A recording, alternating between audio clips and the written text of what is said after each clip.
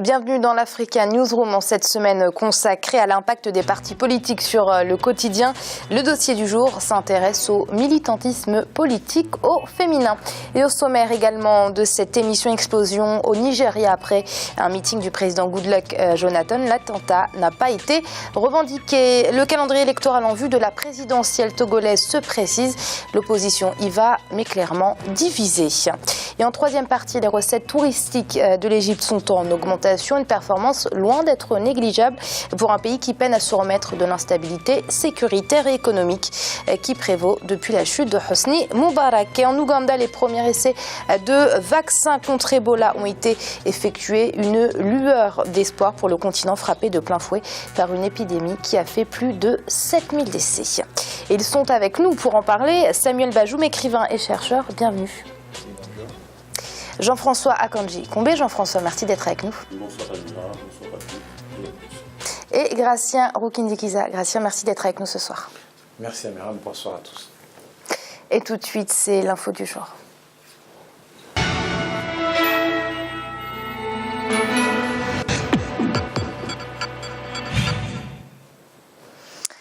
Un attentat a été perpétré à la sortie d'un meeting électoral que venait de tenir le président et candidat Goodluck Jonathan ce lundi 2 février dans un stade de Gombe dans le nord-est du Nigeria. 2 femmes kamikazes seraient à l'origine de cette attaque qui survient à 12 jours de l'élection présidentielle. Le point tout de suite avec ce sujet d'Aminata Diak. Attentat au Nigeria après un meeting du président Goodluck Jonathan.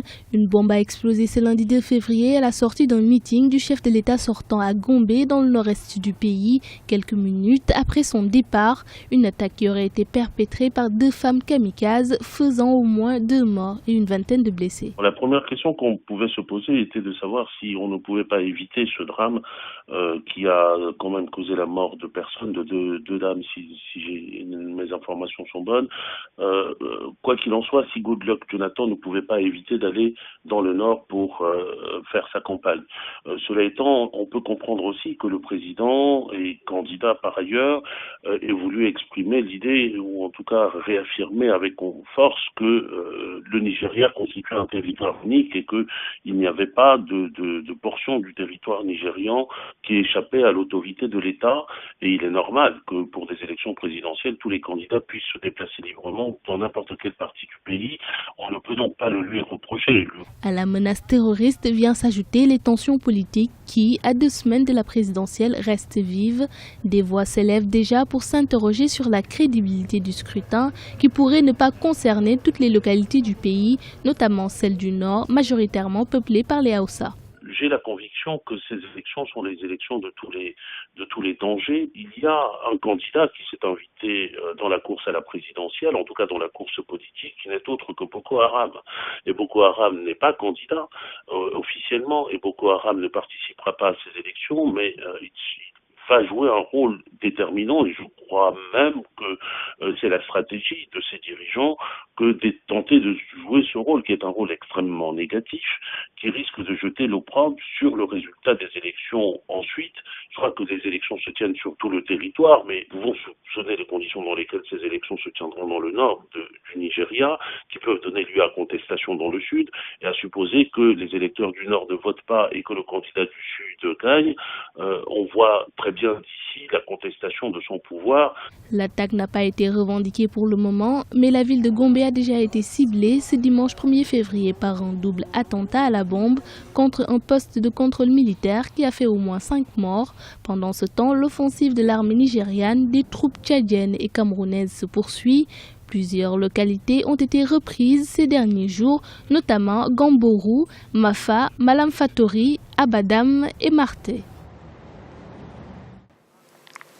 Monsieur Mbajoum, est-ce que Boko Haram peut être derrière tout ça?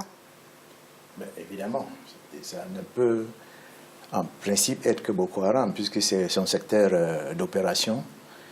Et bon, donc ça, c'est une zone dans laquelle Boko Haram est comme un poisson dans l'eau. Je ne vois pas d'autres forces qui auraient pu venir s'ingérer là-dedans, à moins que, parce que comme en politique tout est possible, mais ça, je ne voudrais pas m'aventurer sur ce terrain, à moins que ce ne soit peut-être un coup fourré des services de sécurité nigérians pour faire croire que, bon, peut-être pour porter le chapeau à Boko Haram. Mais ce que je voulais dire surtout, c'est que si la situation n'était pas si grave, je dirais que c'est quand même à saluer le courage de Goodluck Jonathan, qui a enfin osé se rendre dans cette région où il y a autant de risques. Donc je me dis, bon, on prend acte. Moi, personnellement, je prends acte de ça et puis je me dis, bon, on va voir ce que ça va donner. Gratien, est-ce que Boko Haram peut se cacher derrière tout ça ou est-ce que toutes les hypothèses peuvent être possibles? Parce qu'ils n'ont pas revendiqué l'attaque. En général, ce genre de groupe terroriste revendique. Oui, en général, ils revendiquent. Est-ce qu'on se demande si vraiment Boko Haram se trouverait derrière ce coup? Peut-être, mais il peut y avoir. Il y a beaucoup déjà au Nigeria, il n'y avait pas que Boko Haram qui combattait contre le pouvoir. Il y a beaucoup de groupes qui combattent. Oui, Boko Haram, c'est nouveau, mais il y a quelques années, il n'y avait pas Boko Haram. Et puis en même temps, on doit le dire qu'il y a aussi des problèmes au sein de l'armée, il y a des rivalités, il y a des marchés d'armes qui se passent pour les uns les autres, qui rapportent pour les uns les autres. Il y a aussi, il faut le dire, que Goodluck Jonathan, il se présente, il était au nord, et on sait bien que selon une loi qui n'est pas écrite au sein de son parti, il y avait une rotation. C'était le prochain candidat, c'était un musulman, quelqu'un du Nord. Donc, c'est-à-dire qu'il se présentait sur la terre, entre guillemets, des autres. Donc, il peut y avoir ce coup. Mais je vois mal pourquoi Boko Haram n'aurait pas revendiqué ce coup. Est-ce que c'est parce qu'il a échoué ou, en réalité, il n'y a aucun intérêt, je dirais, politique pour Boko Haram de ne pas revendiquer? Alors, Jean-François, justement, parle de cette règle tacite qui voudrait qu'après un chrétien du Sud, un musulman du Nord soit élu à la tête du Nigeria. Est-ce qu'on peut reprocher à Goodluck Jonathan de ne pas jouer le jeu et de ne pas respecter la règle? Ben, Mira, on peut avoir un premier point de vue qui est un point de vue formel, en disant la Constitution du Nigeria ne prévoit pas cette alternance-là, et par voie de conséquence, Goodluck Jonathan a le droit de se présenter. Il reste que il existe aussi, et moi j'y crois, y compris pour nos pays, une Constitution coutumière.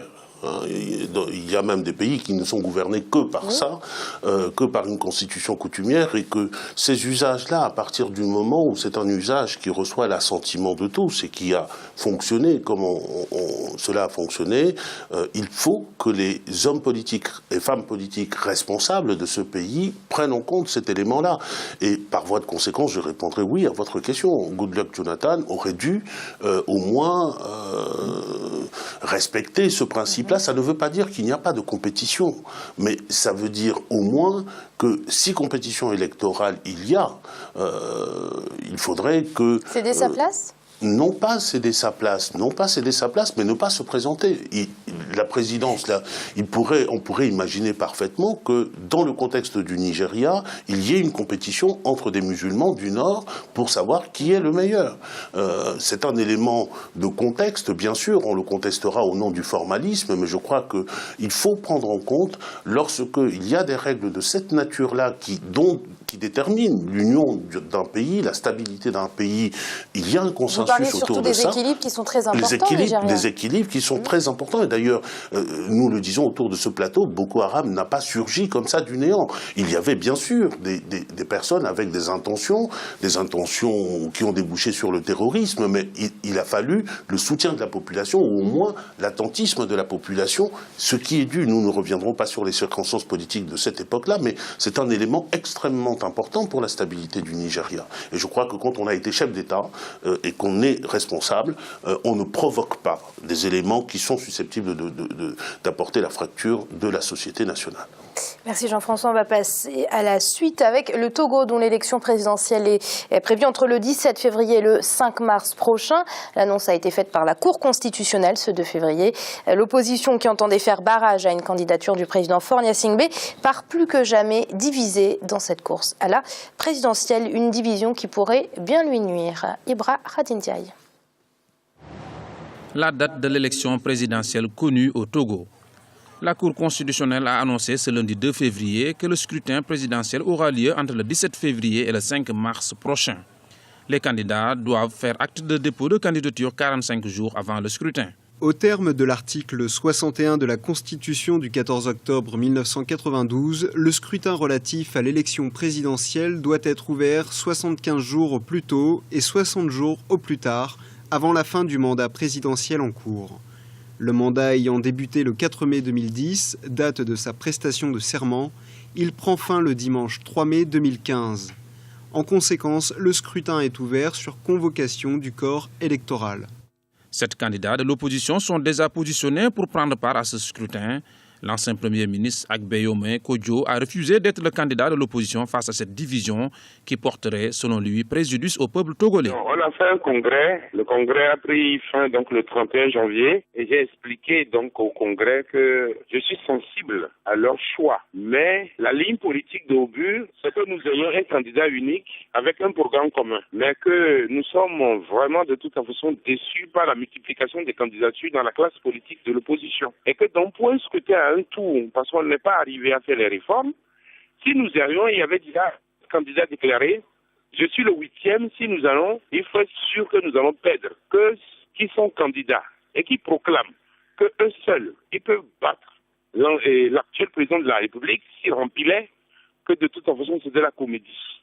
Et que moi, je suis un homme politique d'envergure, donc je ne peux pas accepter. L'Union pour la République, la majorité au pouvoir, n'a pas encore investi son candidat.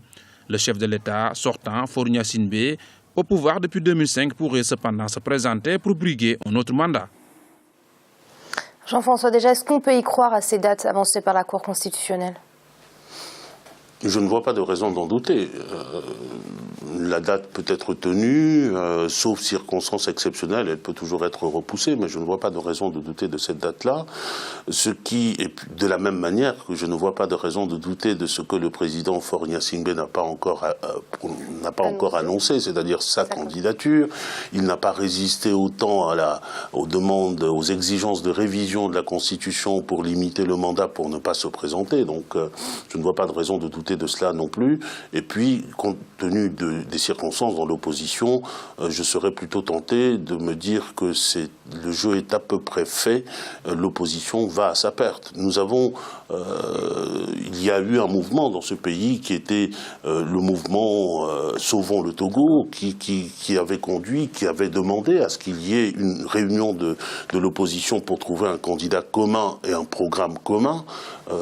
Aujourd'hui, on n'en est plus là. Le geste de M. Kodjo est un geste qui l'honore, mais ce n'est pas ça qui va sauver, puisque nous avons vu le nombre de candidats, y compris dans ces candidats-là, des candidats qui vont, comme on va à la mangeoire, pour s'assurer, non pas de gagner les élections, mais s'assurer d'avoir un poste pour les siens lorsque les élections seront gagnées par le plus fort, c'est-à-dire celui qui est en place.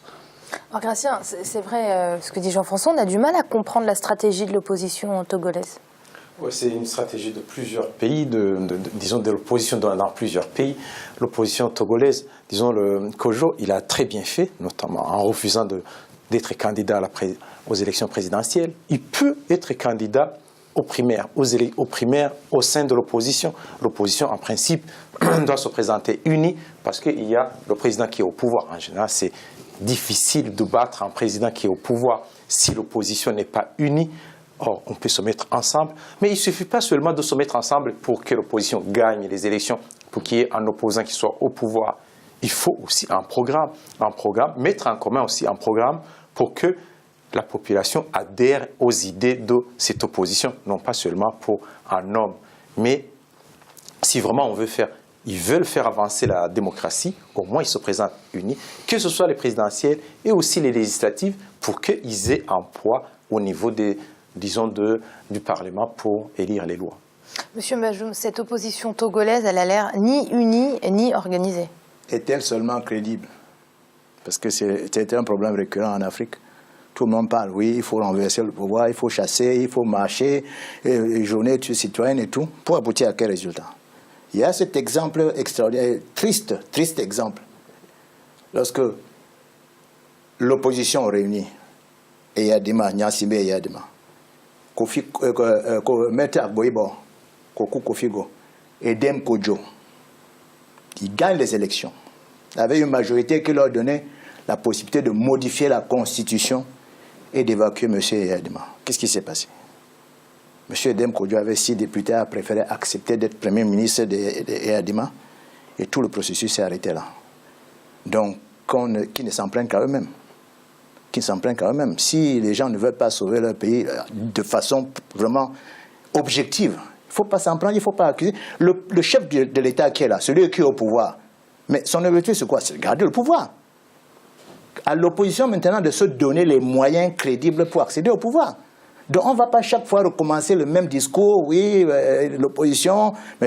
La preuve c'est que au moment où il faut passer aux actes, où il faut travailler sur un programme commun, désigner un seul candidat, plus personne ne répond présent. Non, mais on a vu l'histoire se répéter, l'opposition devrait être consciente que ces querelles intestines vont profiter au président actuel. C'est pour ça que je dis, est-ce qu'elle est seulement crédible, cette opposition?